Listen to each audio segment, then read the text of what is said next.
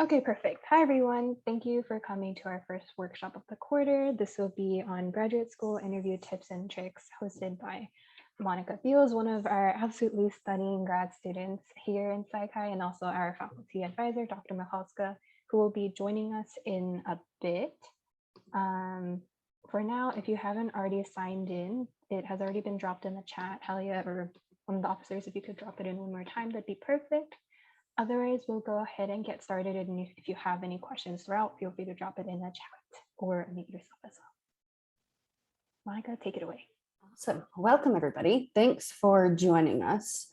As Jenna mentioned, this is going to be kind of a panel once Dr. Michalska joins us. And we really want it to be interactive. So if you have any questions as we're going through some of the slides we've prepared, feel free to drop your questions in the chat or use the raise hand function, or since we're a pretty small group, if you just want to unmute and interrupt, you can. Because again, we want it to be very interactive and we want to be sure that we're answering your questions and addressing your concerns, especially if you already have some interview offers and you'll be planning to attend interviews in the next couple of months or weeks. So that being said, I just have a couple of slides prepared to kind of get the conversation going. So I'll just go through them and we can do really a Q&A and I'll kind of chat you through the main topics on the slides. So I think we should just start with, why do you do interviews? Why are you asked to go? What's the purpose? What do you gain from it? What do they gain from it? And really what I've learned through my experiences of multiple graduate school interviews is that interviews are really a two-way street. So not only are they interested in learning more about you to see if you're a good fit, but you want to learn about them to see if you would see yourself there, if you could go to that place, if you could spend 2 to 5 or even 6 years at this location, at this school, with these faculty members, with this training program. So you're invested in getting an offer, but also the program is invested in having you accept an offer. So it's really a two-way street. They ask you a lot of questions, but you also ask them lots of questions. And we'll talk about those questions a little later today. But really, the purpose of interviews is that you both want to have the right to reject the other person. So you want to say, thanks for the offer, but no thanks. So instead of facing a rejection, you really want to get the offer and then say, you know, I'm going to have to say no because I got a different offer that seems to fit me better. And here I want to share just a little bit of my background for those of you who don't know me or have not interacted with me yet. So I'm a third-year PhD program here at UCR, and I've actually applied to grad programs 5 times. So I applied multiple times, got no interviews. I did interviews my last 3 rounds of applying. So I have quite a bit of experience with interviews, and through those experiences, I learned from my colleagues and from my peers when I was in the interview, and also by talking to my mentors and saying, here's a question I was asked and I felt like I didn't answer it very well. How could I improve that answer? But also just learning do's and don'ts of interviews and how to prepare and what to bring and what to do after the interview.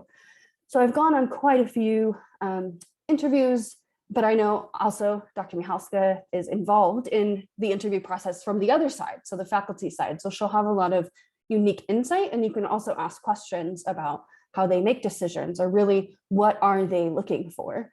Because obviously you want to know, not to fake it, but how you should present yourself so that you can be desirable to a program. So for example, like being sociable is really important, and you may think like it has to be professional, but also be yourself. So again, the purpose of interviews is for you to get an offer and for them to become interested in you to give you the offer. So you may be then wanting to know what stands out most so that you can get an offer. And I obviously can't answer this because I have no idea. I've never been on that side, so I'll defer to Dr. Michalska here. She can share some information, and then of course, you can ask any follow-up questions you have.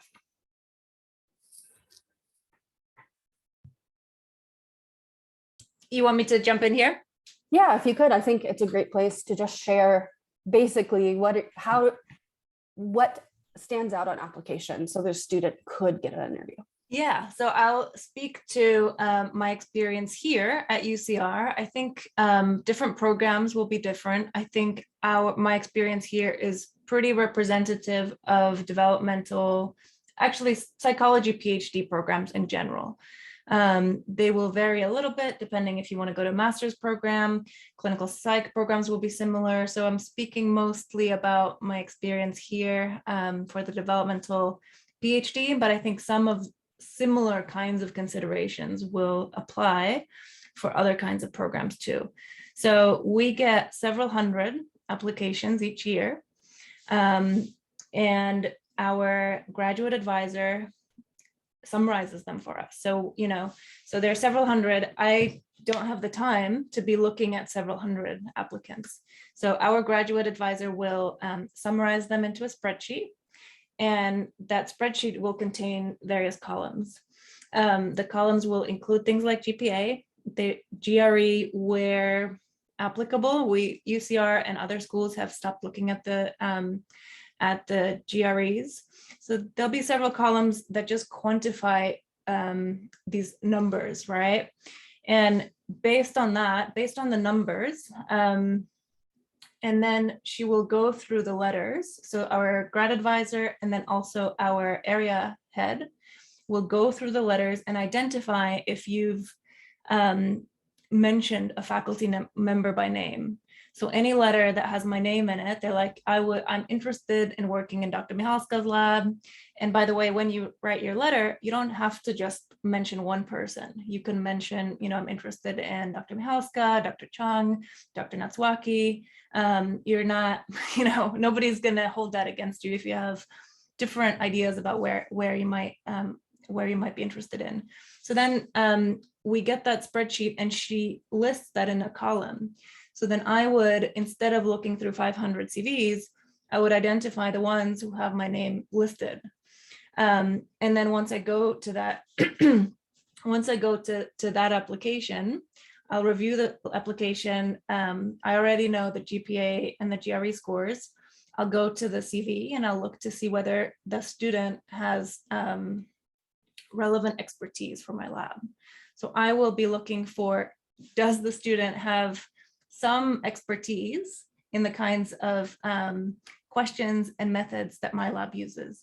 I don't require full expertise. Many students come in without neuroimaging experience, but I want to see some evidence that they are interested in similar questions.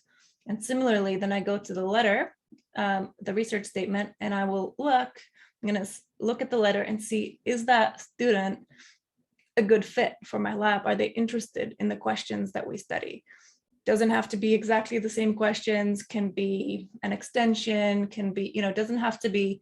But if I've received many, many excellent letters, excellent applications to my lab, but they will say, I'm interested in autism. We don't study autism. So I cannot, it doesn't make sense for me to study, to take a student who's interested in autism. And that's a wasted application because they're an excellent student. They would be a really good fit for a lab that does study autism. So I do look for, are they a match? Are they broadly interested in the same topics? And then, can they show concrete evidence that they've seen a project through from start to finish? So those are the kinds of things that that I look for. So, match, interest, some experience, and evidence that they've seen a project through from start to finish. And then, of course, I look at the letters of recommendation. If that's helpful, hopefully that's helpful. I'm happy to answer questions now or maybe later. Yeah, that's right. Thanks, Monica, for supplementing that. Yeah, absolutely. Absolutely. You should mention many people. The other thing that I will say is that we all have limits on how many students we can take. The faculty who are most likely to take students are the so-called junior faculty. So if you have pre-tenure, so I'm pre-tenure, so-called assistant professor, they will give pre-tenure professors, often they will give us priority because they want to make sure that we fill our labs. So often you want to hedge your bets and apply to some of the more junior, more younger labs, if that's what you want to do, if you want to go to a lab, because they're going to be more likely to have more space and more room. And the very famous senior labs will likely already be full. So we can move on. We can discuss Q&As after, whatever's useful.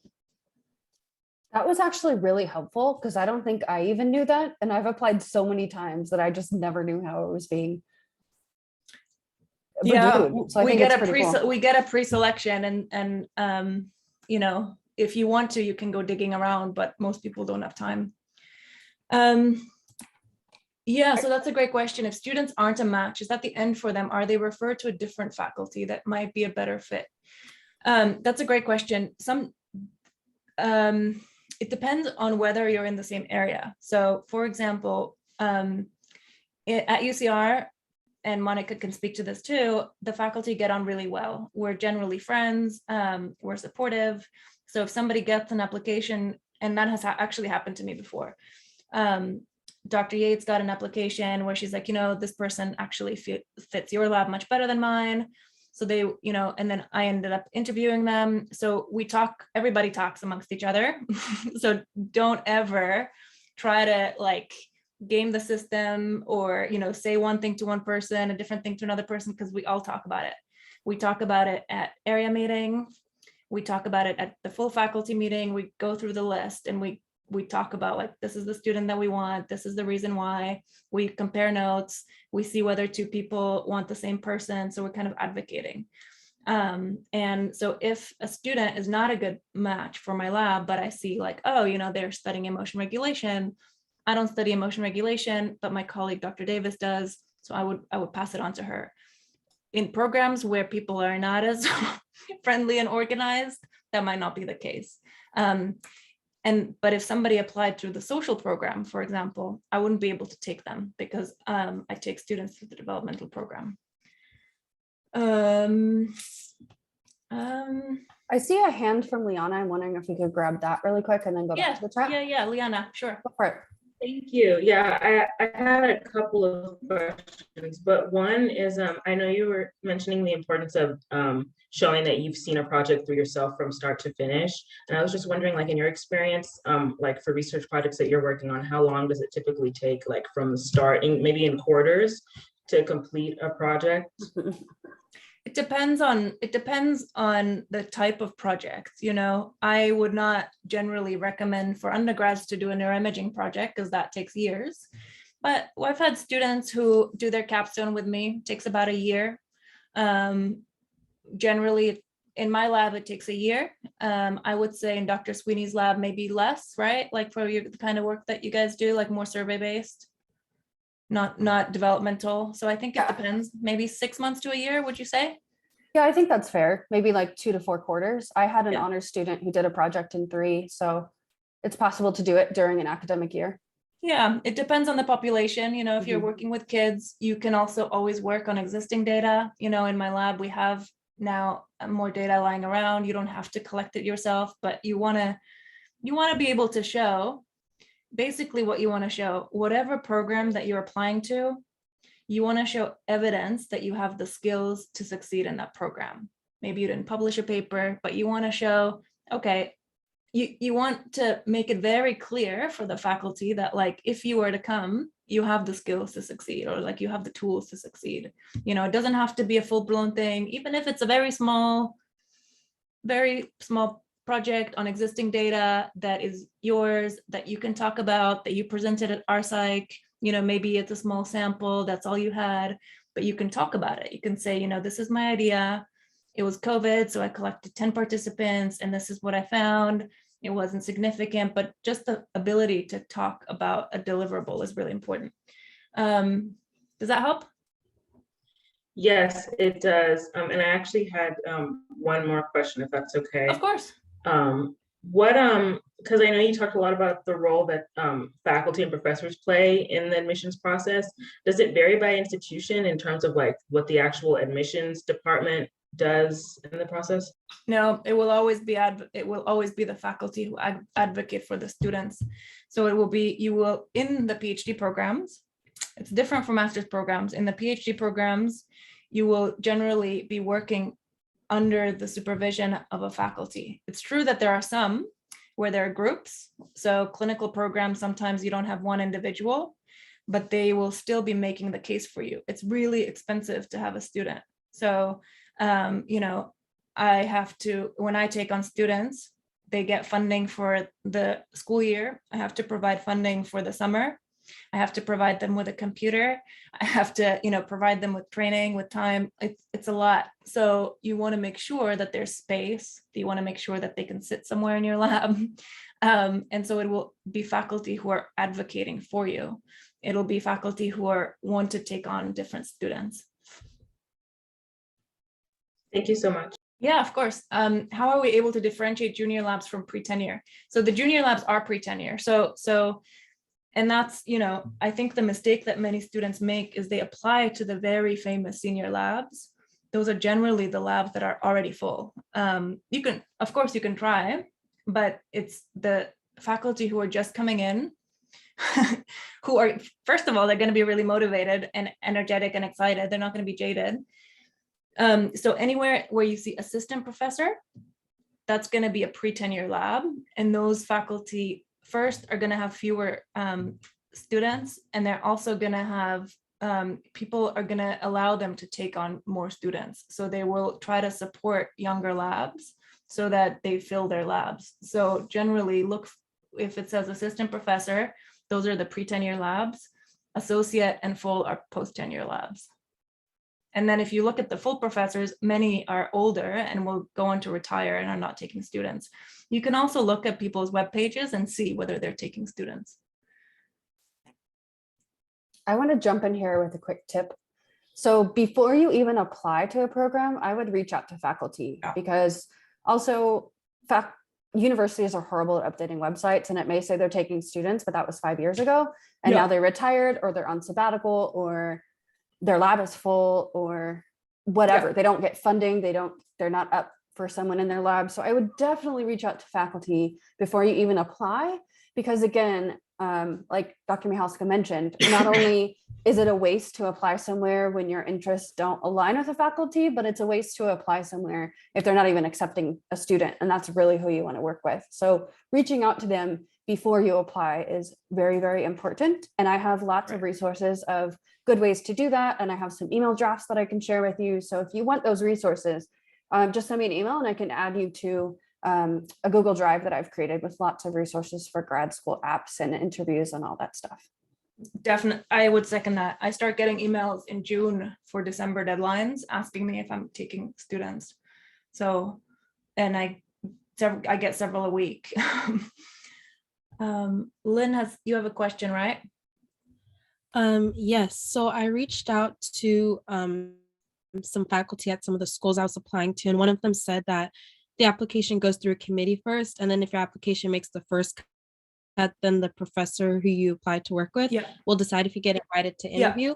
Is that like how you said the head puts everything into a spreadsheet, or is it just like those two people or is it something different? That's a great question. So so the area, the grad student advisor puts everything together. Then the faculty identifies which student they want to work with, but then there's a committee. So at UCR, there's a minimum GPA requirement, which is, I believe it's 3.5.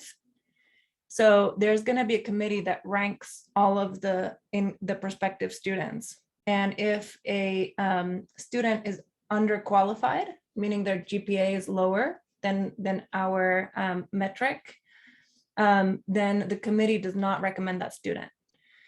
So then they would come back to me, and this has happened to me often. They would come back to me and say, we're not going to support the student. They're underqualified. And then that means that student would not get funding for their first year. It's possible that some faculty can supplement that student. So we have grants, we apply for grants, we get startup money. So it's possible that I can take some of my money and pay for that student.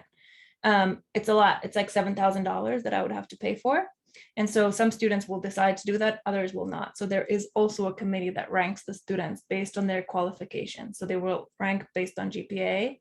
And then there are also many opportunities that will give students funding that are not that are GPA based, but also if they've had hardship.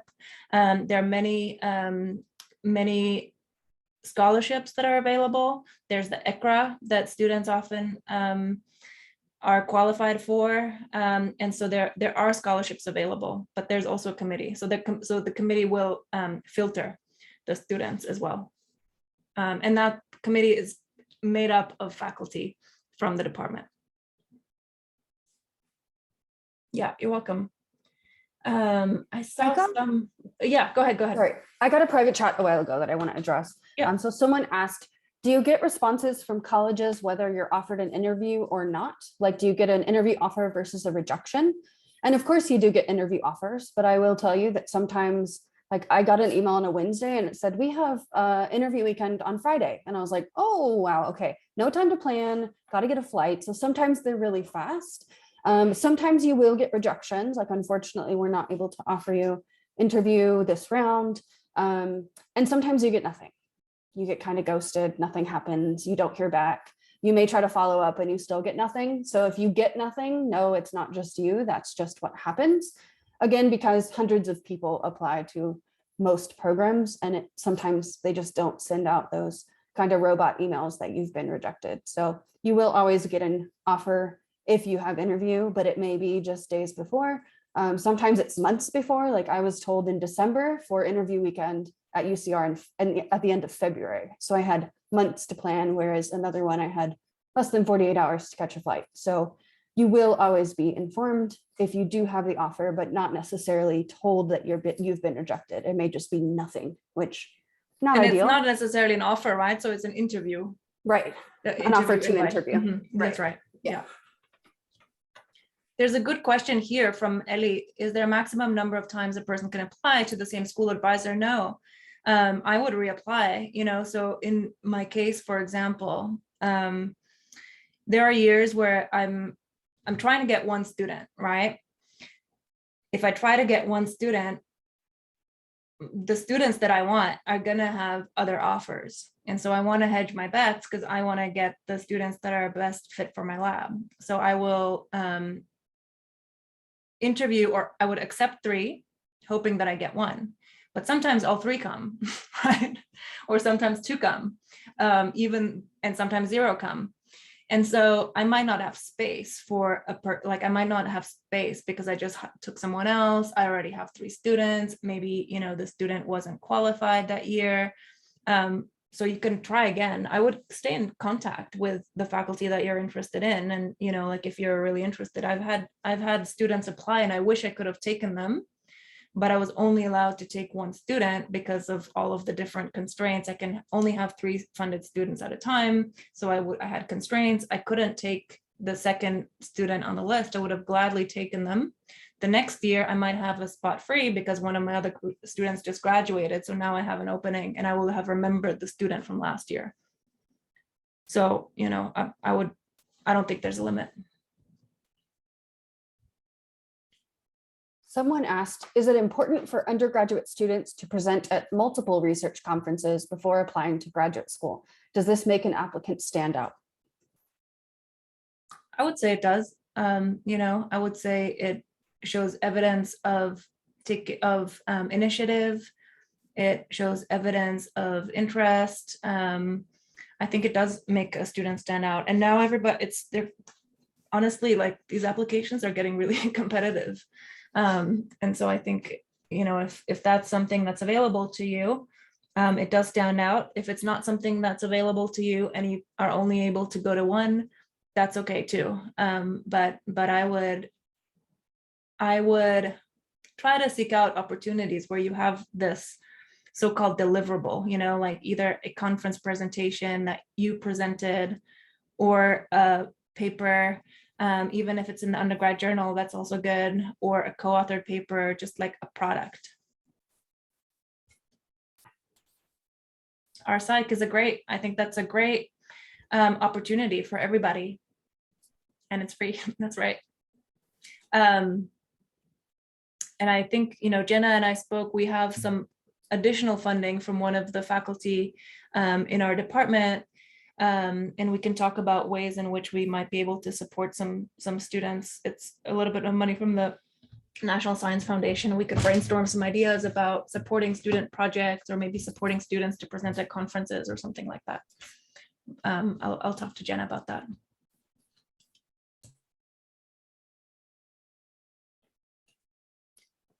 Someone asked, would presenting your capstone be similar to presenting research at a conference in terms of looking good? A little bit different, but again, here, a capstone is evidence that you have taken the initiative to see your own project through.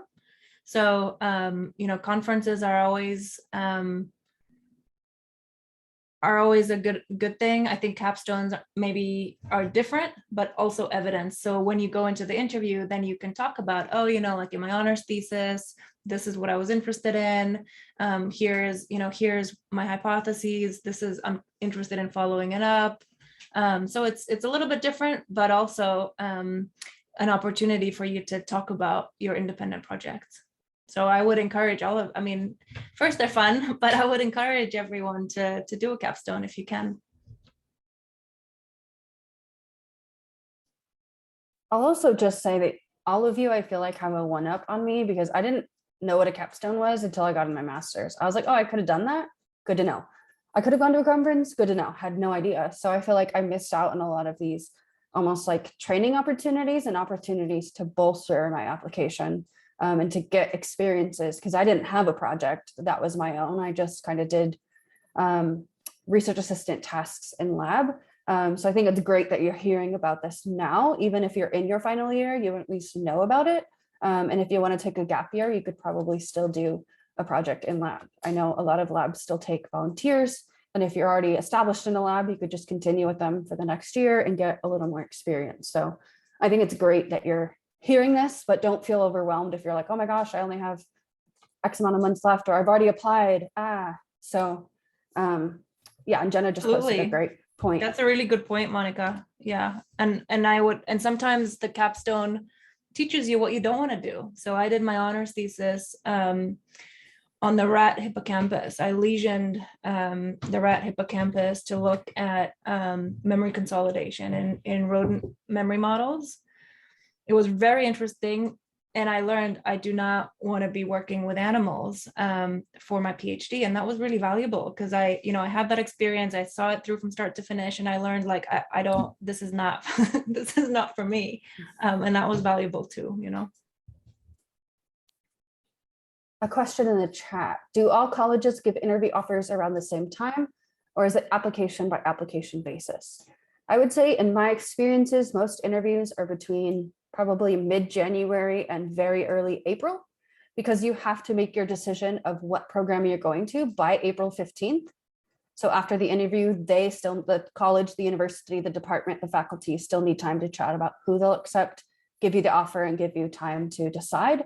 I did have 3 interviews in 1 week, so sometimes they tend to be clustered, but other times I went 2 or 3 weeks without an interview. So it really just depends on programs. With COVID, it's a little wonky, so who knows what it looks like these days, but usually between January and very early April, more likely late March is when you'll have interviews, sometime between those couple months. Any other questions? Of course, we can jump around, but any other questions about interview offers before we chat a little bit about what interviews look like?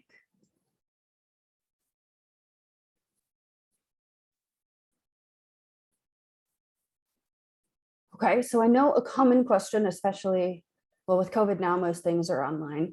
But I know sometimes you have the opportunity to go either in person, face-to-face, or do a remote, either online or phone interview. So I know there's some questions about like what's better, pros and cons of each, and I listed just one pro and con of each here. But some programs will also do a phone interview first, and then if they like that experience with you, then they'll offer you to meet in person. And I had that for a couple of my interviews. Others just do only remote. I even did remote pre-COVID. Some places give you an option. So if you do not want to or cannot come in person, we can do Zoom or FaceTime. And then others say you must come in person or no interview. So sometimes you get options, sometimes they do it one way or the other. And I think there's really benefits and downsides to both.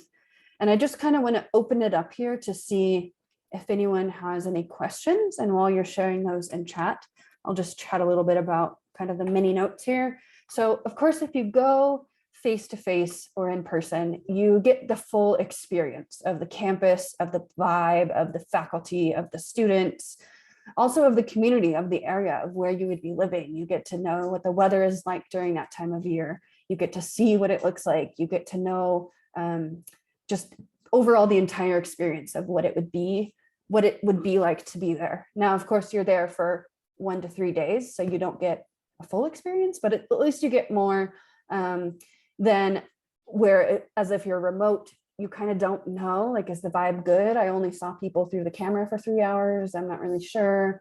I don't know kind of where the school's located in town or what the town really looks like. The downside to in-person is, of course, you're traveling, and that takes time and money.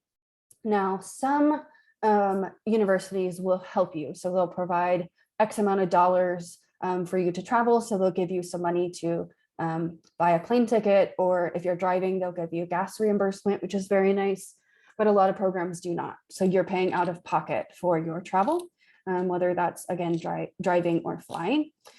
And then, of course, it takes time. You got to plan to be there before the interview starts. And then once it's over, leave. I will say that if you can go to a face-to-face interview and the program offers you to stay with a grad student, say yes. I know it's really nerve-wracking that you're going to an interview and staying in a stranger's house, but you learn so much information when they're driving you to and from campus, when you're eating dinner together, when you're hanging out before you go to bed. It's just a really great way to get kind of an inside scoop about the program and learn, like, so what do you know about this faculty member? What's their mentorship style?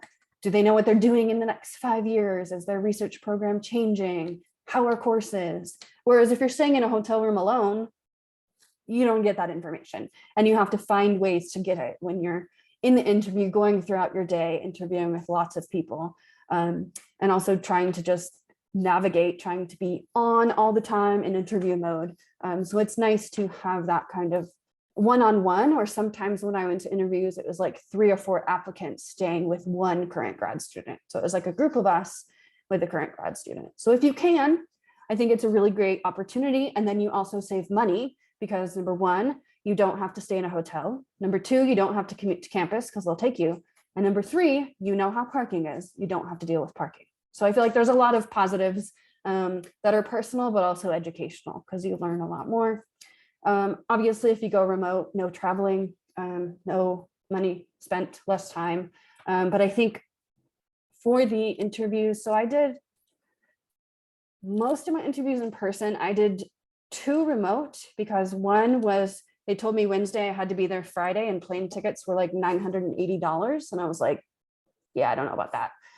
So I was like, could we do remote? And they're like, oh yeah, of course. And it was actually a really nice remote, but I feel like I didn't get a good feel for the experience. So that was a little unfortunate. So it's a little harder to learn the program. And also I only got about 15 minutes with grad students, whereas when you go in person, you get lots of time to talk to grad students, learn about the program, kind of scope out the campus, that kind of stuff. So these are kind of pros and cons, or ways that you can be interviewed. So again, I just want to leave it open to see if there's any questions or thoughts about these. I see a private chat. Someone asked, how many rounds of interviews are there usually? Depends. So sometimes they do a first round on the phone, and then kind of second round is in person. Sometimes it's just phone, sometimes it's just in person. So it really depends on the program. Do you have any thoughts on that, Dr. Yeah, I think that there's one formal interview generally. Some will do a so there are some programs that do a pre-interview, then they screen based on the pre-interview, and then a formal interview, which is either in person. What I like to do is I like to do informal interviews before the interview. So I will reach out to the students who email me with interest in my lab. I will make time to Skype with them or Zoom with them, just so I can chat with them, get to know them better. I have to be very judicious about who I take. You know, I have one spot available, right? And so I want to make sure that I make the right decision. So in order for me to advocate for a student to make it to the formal interview, I have to arbitrate between a different number of applicants. And so what I do is I generally talk to them first. So I invite them out for an informal interview over Zoom, and I'll say, it's just an opportunity to chat. It is informal, but it's basically a way for me to see, like, okay, which of these students would I like to advocate for in order to come out for an actual formal interview. So there's going to be a range of that. Many faculty will do something similar, some will not, and the program will do a pre-screening, and other programs will just do the one interview. So that I would say there's a range. The other thing about cost, I think Monica brings up a really important point about cost. I have two things to say here. It is a lot of money. UCR does reimburse our students for flights, our prospective students, and gas and travel and things like that. If they don't, you can also ask the faculty member that you're applying to. So some people will have money for that. And if they don't, they will tell you. I have had students who are interested in working with my lab. They don't have the money to apply. There are some scholarships available for students. Our department has money for students to use for their application fees. Once those are gone, I've also sponsored students. I've paid for their application fee because I would like for them to interview with me. So you can also always ask the individual faculty member, and they can always say no. If they don't have money, they'll say no, but it's worth asking, And then the second thing, many of you, I think, are interested in programs in California. And so you could drive there. So even if you have a virtual interview, you could consider asking, like, we'll do the virtual interview. Is there a possibility that I could come see your lab in person? I'm meeting with a prospective student in person. She's driving here, and we're going to go for lunch. So that's always, you can also always ask about that. So that way you can see the lab and the students and things like that. Especially if it's local, especially if you're nearby, in LA or something. Yeah, I think that's a great point. And I would definitely ask if they have funding for interviews, because some I just like randomly ask. Like, I rented a car and drove from Flagstaff, Arizona up to Idaho, which was really far, and renting a car and gas and all that stuff. And I was like, I'm just curious if you have like travel reimbursements to come to the interview. And they were like, oh yeah, here's a form. And I was like, oh, if I never would have asked, I never would have known. So definitely ask. And even if you don't ask the faculty, you can ask the students and say, hey, did you get reimbursement? I just don't know who to ask. And they may say, oh yeah, I didn't, but I hear they do it now. Go ask so-and-so. And then you can go ask them. So I think it's a great idea to ask, even though it can feel a little weird. Most programs are willing to try to help you out. It's an option for sure. I got a private chat. For letters of recommendation, should we be concerned if a professor has submitted them slightly late? For example, maybe 2 of 3 letters are submitted on time, but the third is late. Would this affect the processing of the application? In my experience, yes. Okay. One of my letters was like 3 minutes late, and they said, we're not even looking at it. It said application denied. And I was like, oh, my heart. I worked hard on that one. So sometimes yes, and sometimes no. Sometimes you have to have your part done before letter writers can submit. Other times, as soon as you put their information in, they can start. It's hard to say. I think probably not, but sometimes programs. I think it depends on the program. I would be very surprised if we didn't take people whose letters were late, like within a few days, but maybe it does depend on the program. Yeah, it might. I would just say remind your letter writers. I really just remind them. It's not a bother. It's not an imposition. I honestly, I think I told you guys last week, last quarter I wrote 60 letters. And so sometimes they'll fall through the cracks. Sometimes a student doesn't say, like, when are they due? Then I keep getting like the website, like the Interfolio, and there's just so many of them to track. It's really not an imposition at all if you just send reminders and say, by the way, it's coming up next week. Just wanted to remind you. Please do that.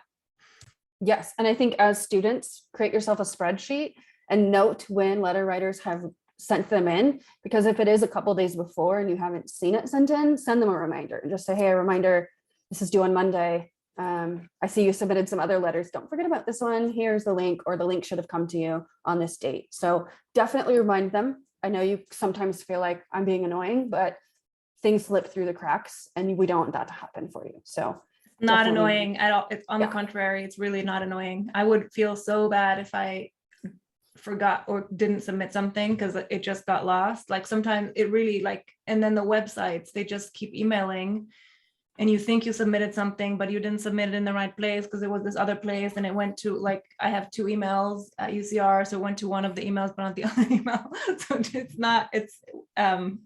it's not a problem at all. It's definitely not a streamlined process for the applicant or the faculty. I've seen the faculty side and it's messy. So if something's not done from their side, just send a gentle reminder, and they're expecting it and they're hoping for it to make sure they do their part to help you. So no, it's not a problem.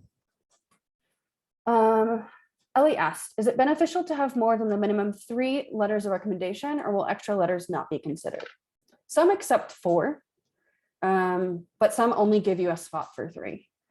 I think at least 3.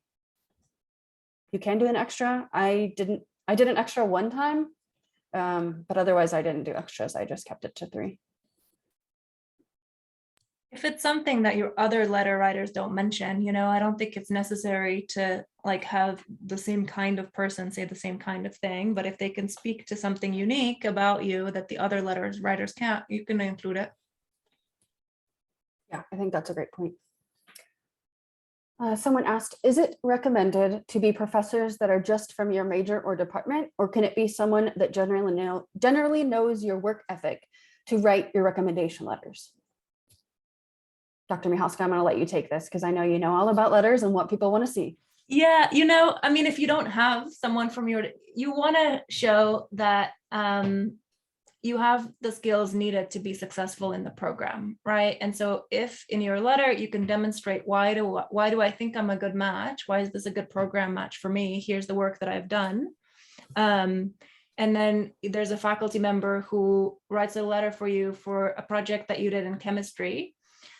That's still information, like that letter will be valuable because they can speak to your skill. So whoever knows you really well and who can speak to the kinds of skills that you would need in order to be successful in the program. So if you have a choice between a psychology professor who you met at a lecture, you've never been to their office hours, they can only speak to your grade, and their letter would say, such and such was in my class, they got an A-, I recommend them, versus somebody in a different area where you've worked in their lab, maybe you were an assistant, maybe you were a technician, maybe you helped out, maybe you did a little project, but they're in chemistry and they can speak to, were you on time? Did you take initiative? These letters generally are like 3 to 4 pages long. So anyone who can speak to the kinds of strengths that you can bring to the table would be better. So I would consider those kinds of factors. I will just point out that letter writers should be professionals, so faculty or bosses, if there's a job that relates to your field or your interests. I've had students ask me, like, can I have my neighbor that's known me since I was a baby write it? And I'm like, no, not a great idea. Or like, my best friend, can they write it? No, not a great idea.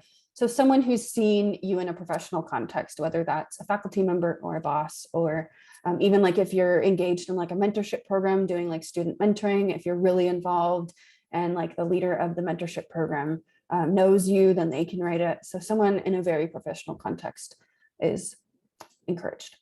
And we did a whole workshop on letter writers. I believe that that's recorded. So you can go back, for those of you who have questions, you can go back and watch that video, that recording. I believe we have that on file.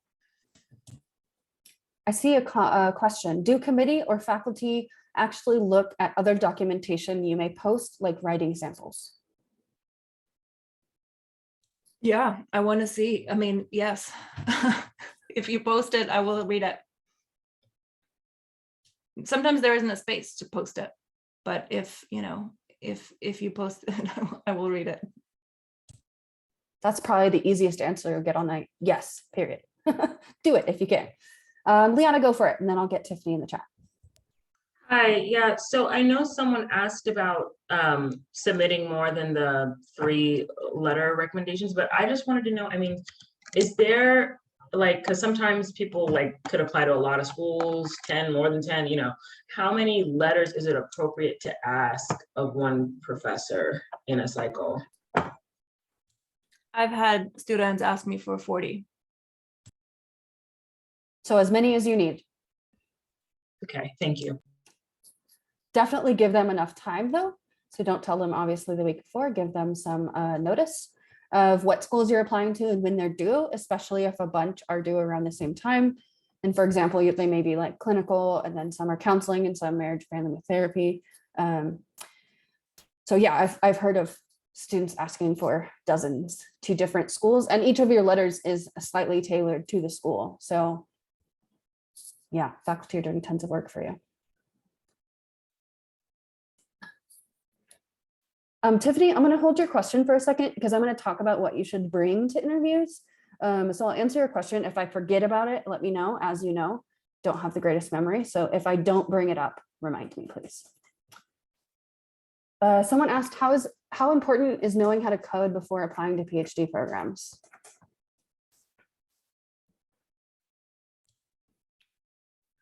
It depends on the lab, like some labs, it's a huge benefit. Most students don't know how to code. Most faculty don't know how to code. If you're applying to PhD programs that has a lot of coding, it will stand out that you can do it. So if that's something that's interesting to you and you're interested in a lab that does a lot of coding, taking the initiative to learn a little bit about it. In my lab, I have some RAs who have taken the initiative to learn a new stats programming language. That's always great because it shows that, you've tried to take the initiative.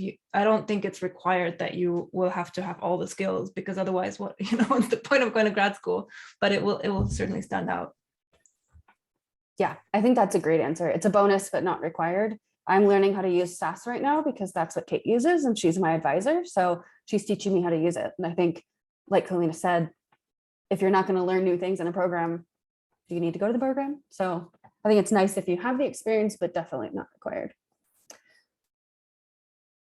I want to chat about format of individual versus group, because I know this is a common question. So sometimes your interviews are one-on-one. Sometimes it's a group of people interviewing you. So 3 or 4 faculty or staff or grad students who are interviewing you. And sometimes it's one faculty member interviewing 5 or 6 interviewees. So 5 or 6 applicants with one faculty member, or it could be group on group. So 5 or 6 applicants with 5 or 6 faculty members. So there's a huge kind of combination of who is the individual versus who is the group.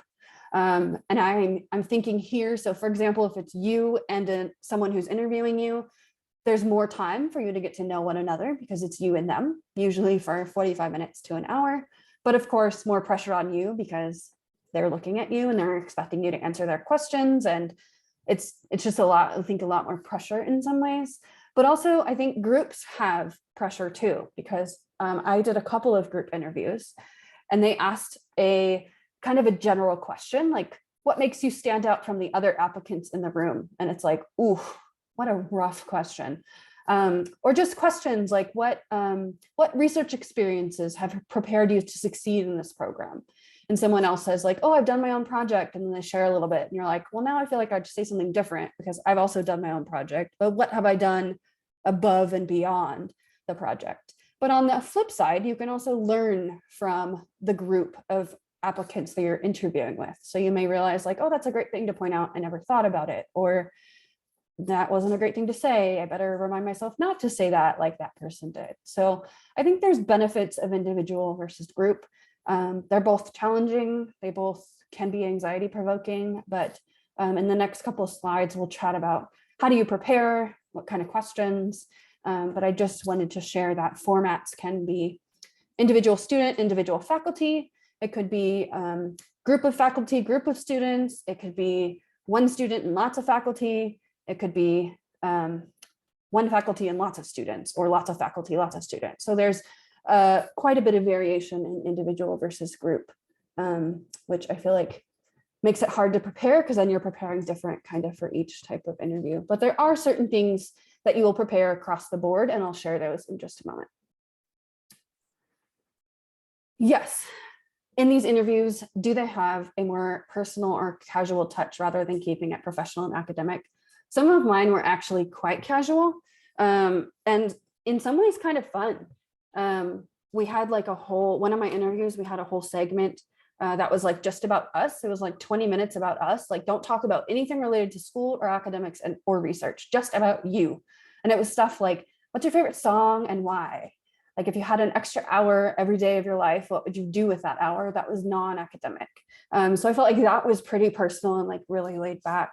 But of course, you're still on, so you don't want to say things that you wouldn't share with a professional person. But yeah, I think sometimes they can be casual. And I think one of the tips I was given, and I have it somewhere on a slide, I think, was to try to make it a conversation. So rather than a back and forth, you ask a question and I will answer it, you ask a question and I will answer it, try to create a conversation. Because of course, that's more enjoyable than a Q&A format for an interview, for you and for them. So that was a tip I was given and something I tried to do. And hell yeah, I ask a lot of those questions when I have students in classes or in research teams, because I didn't think about them either. So when I was asked, I was like, oh boy, I don't know. So I think it's a kind of a fun way to learn about yourself, but also prepare for interviews at the same time. What makes a person stand out in a group interview? I feel like it might be more difficult to stand out in a group. Good question. I honestly am still struggling with that. Dr. Michalska, I'm curious if you have input. Yeah, I mean, I would say the kinds of things that you might imagine make you stand out in a group might not always be a good thing, right? So like if you're in a group and you talk over other people, or you spend a lot of time taking up space, or you dismiss somebody else's comment, those things will stand out, but not in a good way. So I would try to be, and I know all of you here, and I know that you're, especially you're my class, I know that would never arise, but it is important to be mindful, like how are you coming across as a team player, because you're going to be part of a team. So I think you want to stand out by being cooperative and not being like elbowy and competitive, because that leaves a bad flavor. And I've seen that before, where students are just out competing each other. I don't want that in my lab. So I would not take a student who's dismissive or disrespectful to others and trying to take up too much space. So I think just being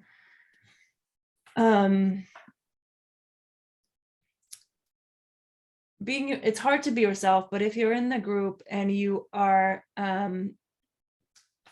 trying to listen and, like Monica said, have a dialogue with the other members of the group and with the faculty person, and behave in ways that you would if you were in a lab setting, right? So the kinds of students who I would want in my lab are students who are thoughtful and students who are team players. And so if those are the skills that I would be looking for in the group, are, who are the students who are, not just contributing their own thoughts, but maybe amplifying somebody else. You don't want to just, you could also say, such and such brings up a good point. That was a really good point. I agree. That's a really positive thing. So I would think about, like, what are the kinds of traits that stand out in a whole lab. Like, I generally like to pick my lab members who are supportive and cooperative and listen to one another. And those kinds of behaviors are observable in groups. Yeah, I think that's a really good response, because in one of my interviews, we had to work together as a team. Mind you, at 8 a.m., we had met like 15 minutes before. We had to work together as a team to create an entire experiment and then present our idea to 4 faculty. And we had 30 minutes to do it. And it was a team of 10. So we had to really work together, not talk over one another, build off one another's ideas, find common ground. So it was a true exercise in teamwork and what it's like to work in a lab. So I think it was rough, but we did it. And we were actually told we were the best group of the day. And I was like, I honestly wasn't even awake. So that's great to hear, because it's pretty rough. So yeah, formats of interviews can be different. Usually they'll tell you what it is when they offer you the interview. But I logged into Zoom or Skype once and there was 30 people in the Skype room and I was like, oh, this is not individual. This is a group and it's on the computer, which is I think a little harder to stand out because then you got to play the like, do I unmute and try to interrupt or wait and internet laggy and all that fun stuff. So yeah, a little nerve wracking, but doable. I survived. You will too, if you have to do it.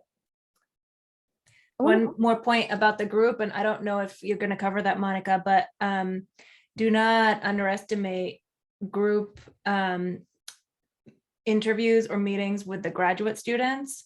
So Yes. often students are very focused on like the faculty, who is like the faculty.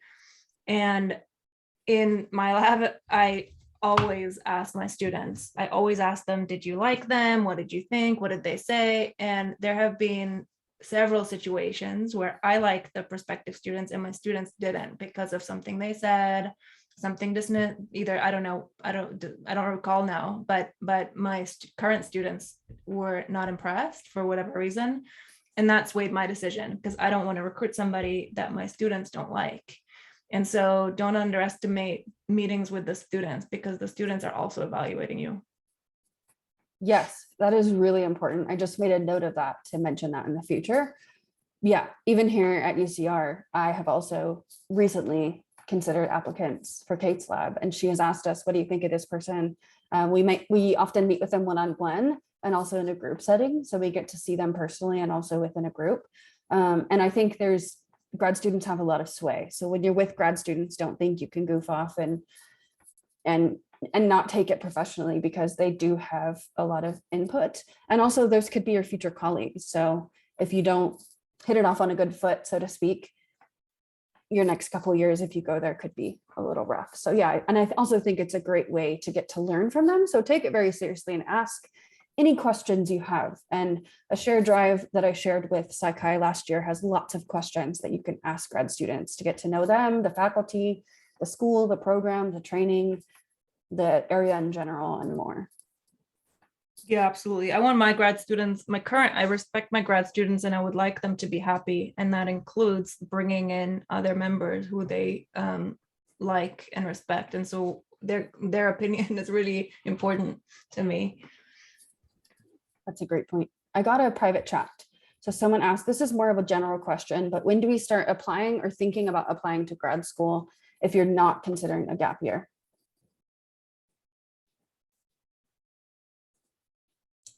I would start 6 months. I agree. I would say June-ish for a December deadline. And that'll be, so like summer before your senior year if you're not taking a gap year, or summer before your final year, 4th or 5th year. Okay, here's some interview prep. I'm actually going to start on the right and talk about the 4 I's. So when you go to any interview, you should always remember the 4 I's. So the first is being informed. And I know you're probably like, obviously, yeah, but you should be informed about the program. So what are the training opportunities? What do classes look like? What are the faculty doing? But also be informed about the broader community. Because I went into an interview and someone asked, how would you involve the community in your research? And I was like, I don't even know what your community is. I hadn't even thought about that. So think about the community, think about the area, the demographics, kind of what they have to offer, what types of maybe community organizations they have that align with your research could be helpful. And being informed will really establish goodness of fit with the program and with the faculty member. Be inquisitive, so ask lots of questions. I also provided a sheet of questions that you can ask individuals, and I have the link to the shared drive on the next slide. But ask lots of questions, have at least 10 that are prepared in your mind. And it's okay to ask the same question to multiple people because you'll want to get different views from different people. So be inquisitive, ask lots of questions, be interactive, and that means with everyone. So interact with faculty, of course, interact with current grad students, interact with interviewees. They could be your possible peers and your possible colleagues. Although at the current time, they may be your competition. It's quite likely you'll see some of the interviewees at multiple interviews that you have. I went on 8 interviews and I saw the same person 5 times. And I was like, we meet again. Hello, good to see you. How's the past week been? So you'll see these people over and over, and sometimes you'll even see them at conferences. So be kind to them, talk to them, get to know them. And I think also get to know staff. So kind of the front desk people behind the scenes, people who are like making sure you have meals or giving you a name tag. Just chat with them and say, hey, thanks for doing this for us today. I know it's a lot of work. I appreciate it. So be interactive, be friendly, be supportive, be engaged. And then of course, be interested, which again, I know you're like, obviously, but sometimes I've been told to be explicit that you're interested. So say like, I'm really interested in this program. I could see myself going here for XYZ reasons. So remember the 4 I's as you're going through each of your interviews. And then I think even more importantly, try to get rest the days and especially night before, because it's a lot to be on all the time in interview mode and be focused and have preparation of what you're going to say and what you're going to ask and what you need to do and where you need to be and all that fun stuff. Choose your outfit beforehand so that you're not packing the night before you leave on your plane or the night before you get dressed to get on Zoom and trying to figure out what to wear. I was told wear school colors. People will notice even if unconsciously. So I actually went out and bought new shirts so that I could wear school colors. But it's also fun when people point out like, hey, that's their school color. And I'd be like, oh, really? That's kind of cool. So people notice. And even if they don't maybe explicitly notice or say something, unconsciously, they will notice that you're wearing their colors. And then I would say to the interview, bring a bag, some type of professional shoulder bag or like backpack, because a lot of interviews I've gone on will give you like a packet of information. I got a water bottle from UCR, you get like a lanyard, a stress ball. And if you don't have a bag, then you're like lugging the stuff from interview to interview. So bring a bag, I think is really helpful. Bring some type of professional notebook. You can have notes jotted down to yourself. For example, I had the 4 I's on page 1, so I could just glance at them before I went in for the day and just remember, do these 4 things. I also had some notes on each of my programs. I just did one quick page of what is the program, because last time I applied to school psych, clinical, counseling, health, and social personality. So I had to remember like, where am I and what is this program? But also faculty, why are you interested in working with them? Why is it a good fit? So I just had a couple of bullet points for each school. And that way, when we had a break, I would just kind of flip through my notebook for a quick minute, or if I ran to the bathroom to use the restroom, I would take a look at it very quickly, just to remind myself of kind of where I am and my purpose and my goals, but also to take notes. So they may share, we'll share results for the interview outcomes on this date. And you're like, oh, I remember that. And then 3 days later, you're like, what did they say? So you can jot down some notes. And then of course, bring water. So usually they'll provide you with water, but sometimes during interviews, you're moving from one to another so quickly that you can't grab water and you'll be doing lots of talking, so you may get thirsty. I also want to add, bring cash. Oftentimes you will go out with graduate students and they'll often split the bill, and it's easier to split the bill when you could give them $18 for your meal and then leave your own tip, as opposed to here's my card, split it 19 ways. It's very confusing. So bring cash. It also helps if you're somewhere on campus and you need to grab a quick bite. You can just get it and don't have to worry about like, oh, my card got declined because I'm in a different state than I live and my bank shut it down. So yes, I have never used Venmo. Maybe. I don't know. Also, to note, sometimes when you, oftentimes when you go to interviews, there will be social experiences. So a dinner beforehand, before the official interview day, or something after interview day where you like go to dinner or go to a bar if you're of age. Go to those things. I know you're like, oh my gosh, that's so much social interaction and it's exhausting. But again, you get the inside details and people will tell you about their advisor and tell you about the program. And it's a really good time to ask, like, for example, the night before, I always like to ask, what's something you wish you asked during the interview that you know now? So what's something you knew before you came here that you wish you had asked about, whether that be like funding or how long it takes people to get through the program or outcomes for jobs. So I think it's a great idea. And yes, great point, Dr. Mihalska. So a lot of times if faculty take you out, they'll pay, but just be prepared because they may not take you out. You may just go out with other grad students or with prospective interviewers.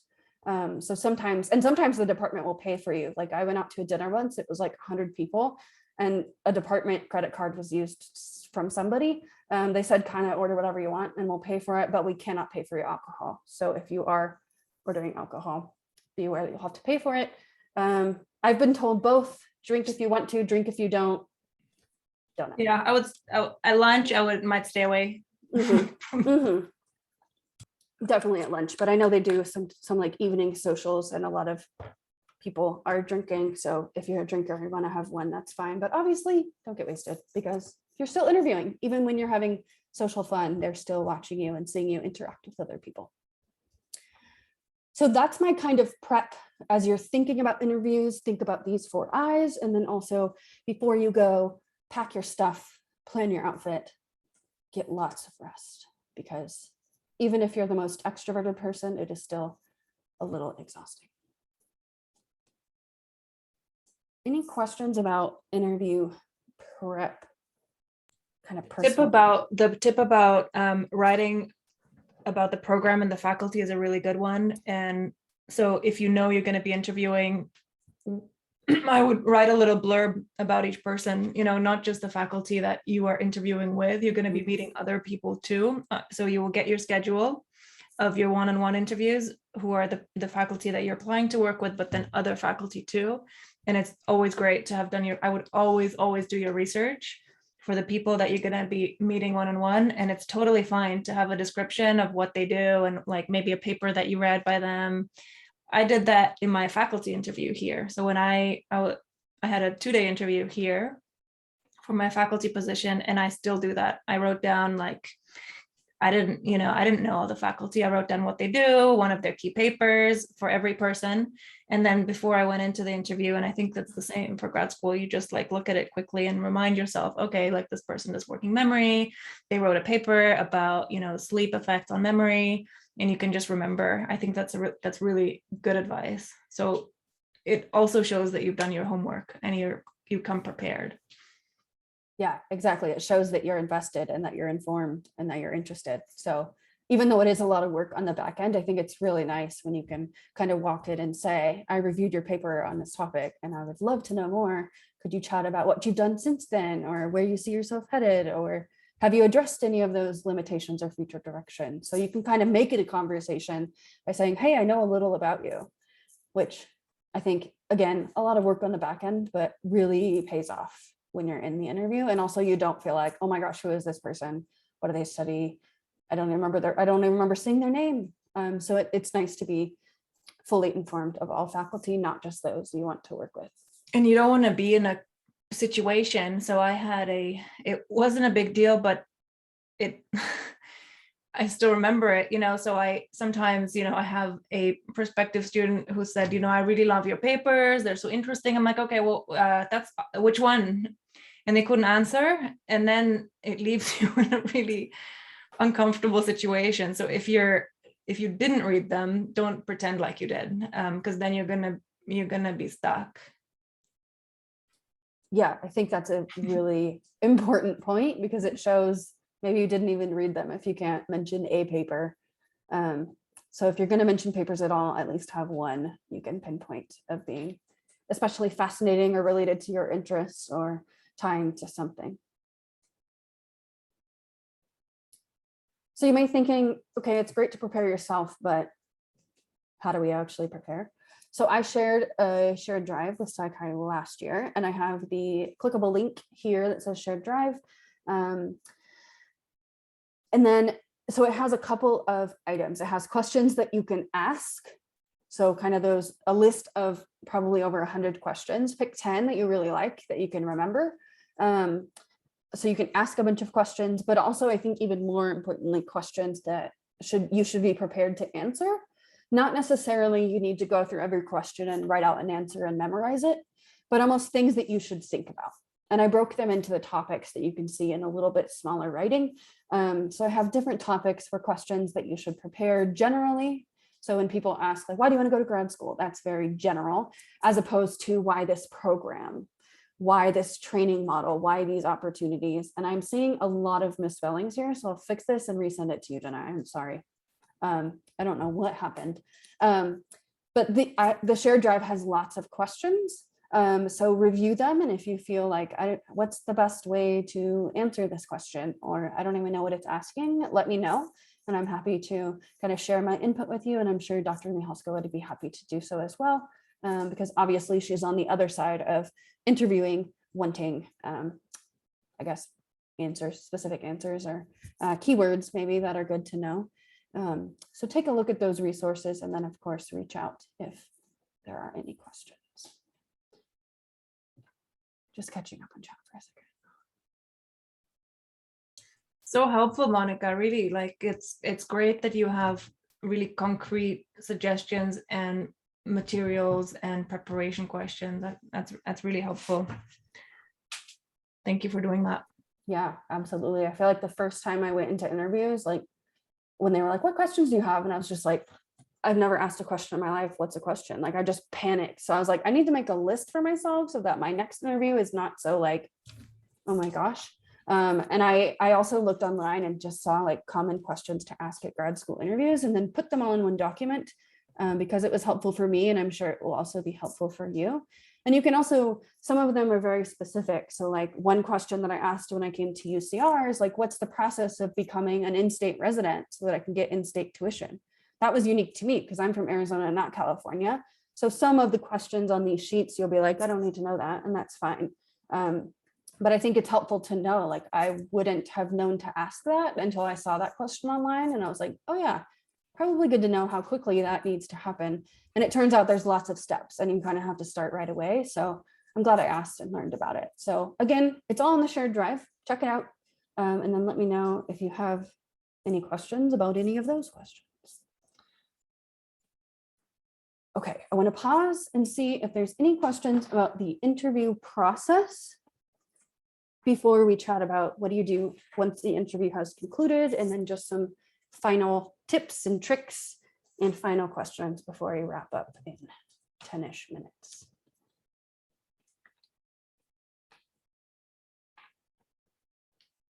I think a common question that I found myself asking, and I know others have asked me, is when do you find out the results from the interview? It really depends. One of my interviews ended on a Saturday and I was told Monday that I was accepted. So sometimes it's really fast.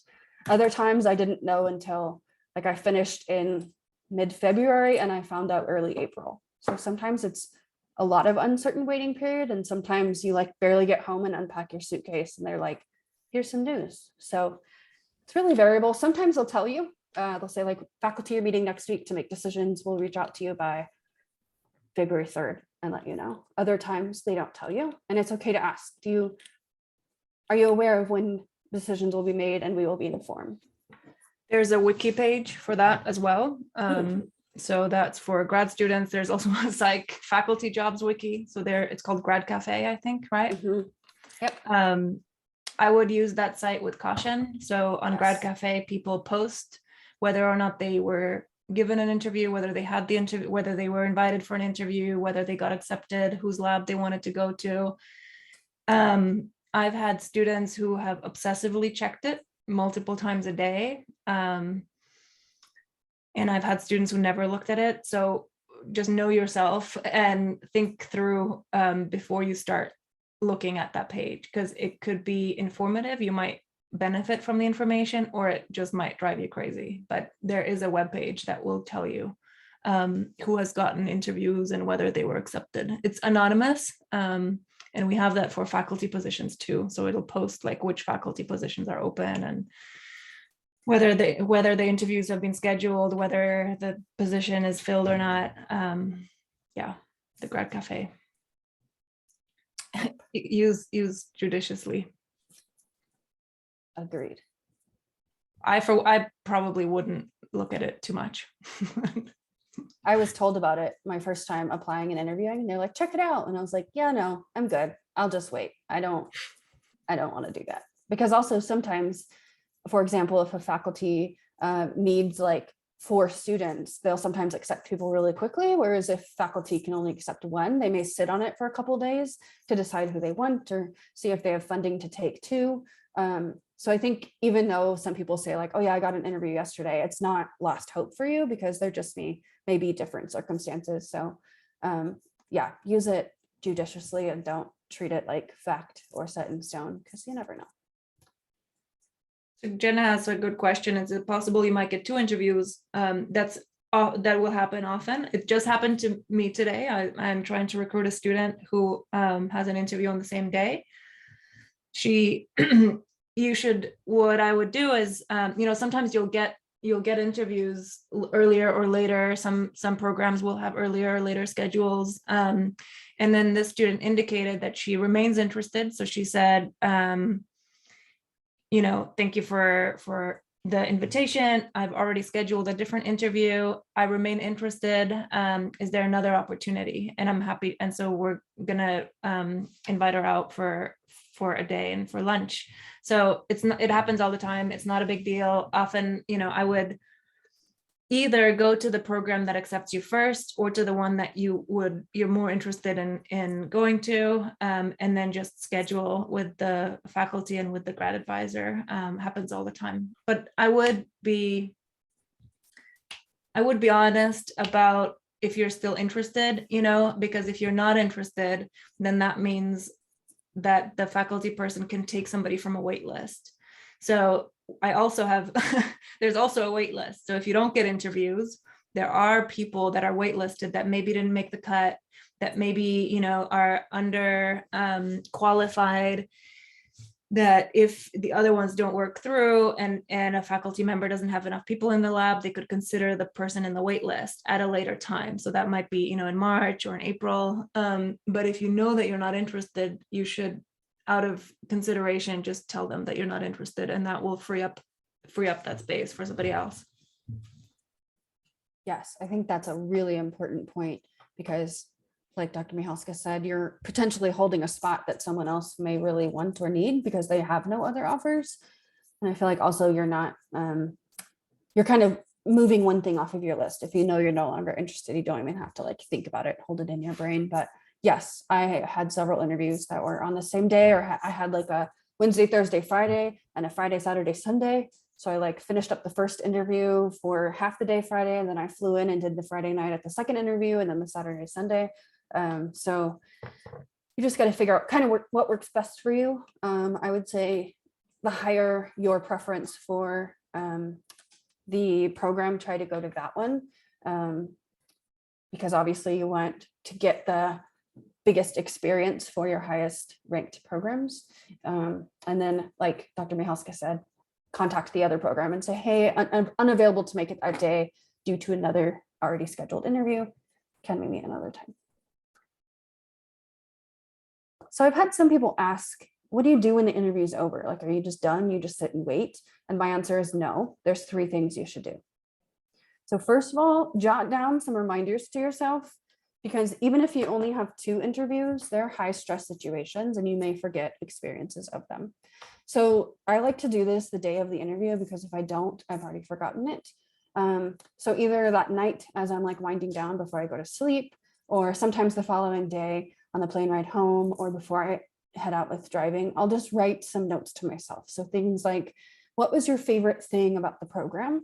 What was your least favorite thing about the program? Who did you interview with? Did you feel like you jived well with who you interviewed with? What was the culture of the program? So was it competitive or cooperative? Were students really open? Did they seem happy? Did they seem overly stressed? And then I also like to rank the school or program compared to others that I've interviewed with, and then just leave a little note for myself why. So like if I've done 3, I may say, oh, this one's definitely my top. It felt like a better fit. Faculty are researching what I'm interested in, and the culture just felt good to me. It felt right.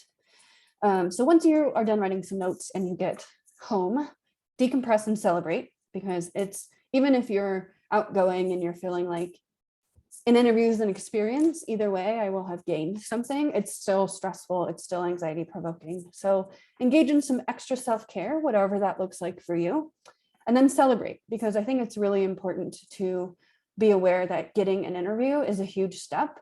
You've impressed them on paper, so now you need to impress them just by being you and showing who you are and why you belong there.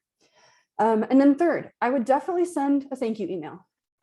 Send it to anyone you interacted with during the interview period. So especially faculty that you interviewed with, any graduate students like your host or the group that you interviewed with. Oftentimes when faculty and grad students interview you, they'll give you their email address and say like, if you have any questions, let me know. Send them just a quick thank you email, just to say like, thanks for your time, thanks for chatting.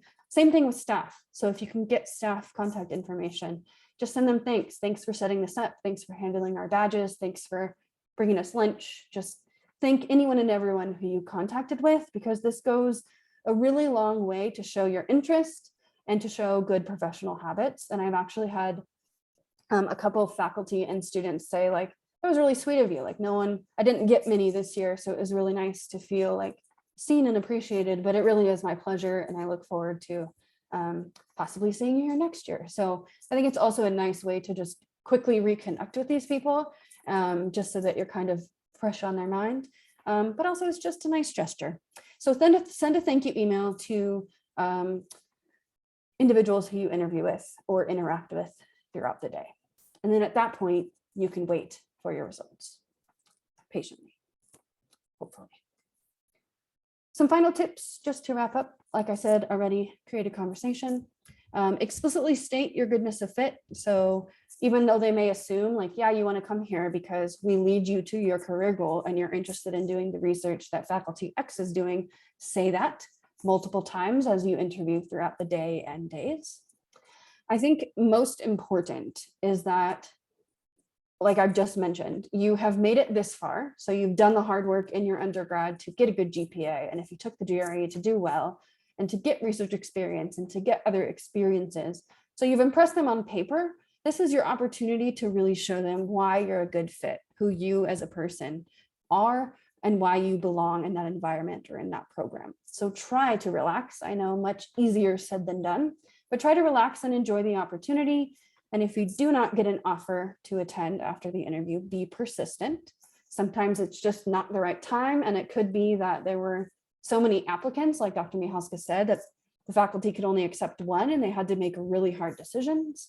It could just be maybe you personally weren't ready yet. So I was really bummed the first few times I wasn't accepted, but I was applying to clinical programs and I'm so glad I wasn't accepted because I love teaching and I think I would be miserable in a clinical program doing clinical work. I loved it when I did it, but I feel like I found my true passion and home in teaching. So if you don't get an offer, be persistent and keep on going. And then just if you have any questions or need more support, reach out to either of us. We are happy to help in any way we can at any point.